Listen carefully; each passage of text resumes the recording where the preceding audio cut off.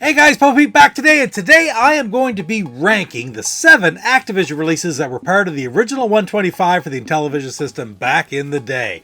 I got all 7 of them right here, and of course, you know, Activision is probably the most well-known third party, the very first third-party producer of video games back in the pre-crash systems with its Atari releases, and it jumped right into the Intellivision releases thereafter. It's kind of funny because, of course, we have Activision and Magic are the big two, right? So Activision's number 1 on Atari, and Magic's probably number 2. And a lot of people would argue that it's the exact opposite way around. Yeah, they're the two best third-party Intellivision producers, but they're the other way around, where Magic's number 1 and Activision's number 2. But let's look at these Activision games, because there's not a whole lot of duds here, right? They're all pretty good games.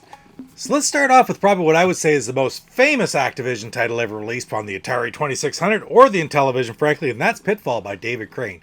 Also one of the very first ones to be brought over to the Intellivision system, one of the first 2, which I'll do the other one next, and it was actually done by the same producer. David Crane created the game for the Atari, and he ported it over to the Intellivision. So it's very, very similar, almost indistinguishably different from the Atari version. The one big notable difference is that when you're swinging on the vine, you actually have to hit an action button in order to drop off the vine. A little bit different, you know, there's things to be said, which is better, whether it's just hitting the joystick to come down, because I know the joysticks they get kind of loose as time went on, and I can remember falling off the vine a few different times, and, you know, going into the lakes or into the crocodiles or whatever by accident. Whereas when you have to hit the action button, it's a little bit more deliberate, although it does take a little bit of getting used to when you're used to the Atari 2600 version. But where would I put Pitfall in that game? I mean, how do you put it really anywhere? But, you know, my own personal influence, I had it back in the day and I played it tons. I'd like to give it an A because I don't know if it's my absolute favorite, but at the end of the day, it's such a groundbreaking title. How can it not be an S, right? Next up is the second game released at the same time as Pitfall. So these were the first 2 games ported over to the Intellivision, also done by the programmer, the original programmer, Bob Whitehead in this case. And I don't know if you're familiar with the game Stampede very much, but it's a great playing game, very smooth. And when he brought it over to the Intellivision, there's a major change I found, and that's they went from 6 lines of cattle coming towards you on the Atari version to only 4 lines coming at you in the Intellivision version. And I would say that so obviously would make a big difference in gameplay. Like 4 would be a lot easier to control than 6, right? But it simply isn't the case. It had to do with the tiling system or whatever, this number of sprites they could have moving on the screen at a time, while they dropped it down to 4. But somehow Bob Whitehead managed to bring it over to the Intellivision system and didn't lose a beat.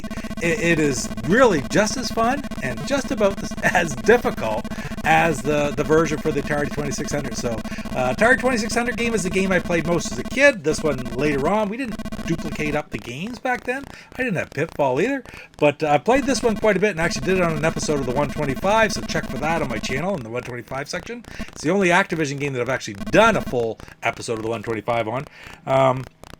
And I have a lot of insight and opinions on it in there. But overall, it is a very good game. Am I gonna give it an S? I don't think I'll be able to give it an S, but I'm going to give it a strong A, I'll tell you that, because it's just simply fun to play over and over again. Next up, we have another game that was ported over from the Atari version onto the Intellivision a little bit later on, though, and that is River Raid. It was not brought over by Carol Shaw, however, unlike the first 2 games, which were brought over by the same programmers as the original games in the Atari. Carol Shaw did not do this game. It was Peter Kaminsky. But you can see the differences, and there's very significant differences in the visual aspects, the graphics of this game. But the gameplay itself is very, very similar. You still have to shoot down the bridges and the helicopters and the ships and the aircraft, and you have to control your fuel, but it just has a little bit of a different feel. That being said, it's still a bottom shooter, it's still flying straight up, and it has the same essence of gameplay. And it's pulled off very well, I believe, as you know, I sincerely do. So where am I going to rate this? I didn't have this as a kid either. Played River Raid on the Atari tons as a kid, but never this one until recent years. So where would I rank this one now? I think I'm going to give River Raid a solid B.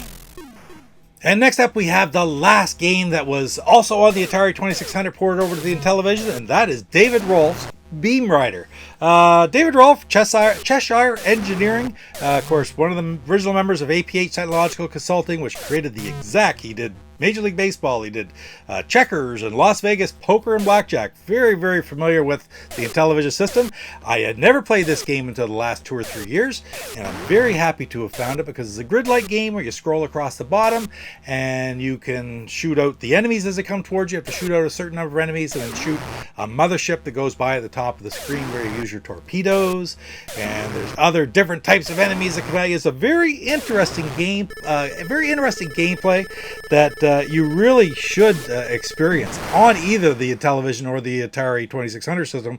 I consider both very strong games, but as far as the Intellivision goes, man, is it better than River Raid? You know, I really do think it's a little bit better than River Raid, and it may even be better than Stampede, but I'm still going to slide it right in there as an A rating. Very good game, collectible, like I said, so if you get an opportunity to play this one, by all means, you should do so. Next, we're going to get to the actual Carol Shaw release for Activision on the Intellivision, and that is Happy Trails. It's a slider game, a tile slider game, where you have to move the tracks around for your horse as you're trying to capture the bandits and capture all the money, and it's been on an episode of the Intellivisionaries podcast, it along with the Intellivision's Locomotion. So I do highly recommend that you check that out for sure. Just check the Intellivisionaries, this episode 38 or 40 or right along that line. And yeah, it's fun. And we did this on the Astro Smash Mondays High Score Challenge a while back, and it was fun there as well. But is it a game that's going to have long-lasting play for me? Not nearly as much. Of all these games, I probably would rank this right about the weakest as far as replayability. But then again, they're all generally strong games. But where am I going to slide Happy Trails? I'm going to slide Happy Trails into a C. And now we get to another Cheshire Engineering game, and we're going to talk about somebody, a programmer here who was absolute genius, one of the absolute best programmers for the Intellivision to ever make a game, and that is Tom Lowry, and his first one, and that is the Dreadnought Factor. Very interesting game where you fly a fighter ship across the top of a huge dreadnought, taking out guns and silos and engines, and just basically trying to destroy everything before that dreadnought gets to your planet to destroy your planet. And it goes over and over and over again until you just can't do it any longer. And man, it's the kind of game out in 1983 where we were just waiting for something like this, because back then you had games were just more simple, and this brought a level of complexity into the space shooter that didn't exist really prior to this. And I'm going to give this one a lot of credit. I'm going to put the Dreadnought Factor, I'm telling you right now, I'm putting the Dreadnought Factor up into an S, because it is that strong of a game. Tom Lowry did amazing work, so yeah, you should check it out if you anyway can.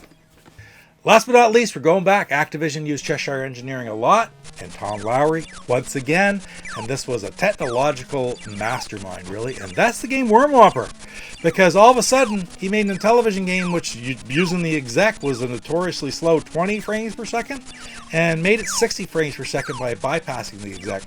And basically it's a real simple game. You're a farmer with a corn behind you, and you have a spray can, and you got to keep the insects from attacking and killing your corn. And does it sound sort of silly? Well, yes, but I'm telling you this right now. It's fast-paced, it's quite easy to play, but very, very satisfying at the same time. Well, not to mention it's got some of the best box art going right there. I've always loved this box. So, Worm Whopper, not that easy to come by. It's quite expensive, but man, if you get the opportunity to play this game, 100% you should do so. And I'm going to slide it, Worm Whopper, also Tom Lowry's masterpiece, right away at Dreadnought Factor, right up into an S rating. Right on. Well, guys, that's it for my ratings of Activision's 7 different titles. Really strong games. I said before that Magic's probably considered the best, the top third-party company to make games for the Intellivision over top of Activision, and it's the opposite way with the Atari 2600. But reality is, they have twice as many games. So they have 14 games on the Intellivision does the magic, as opposed to only 7 for Activision.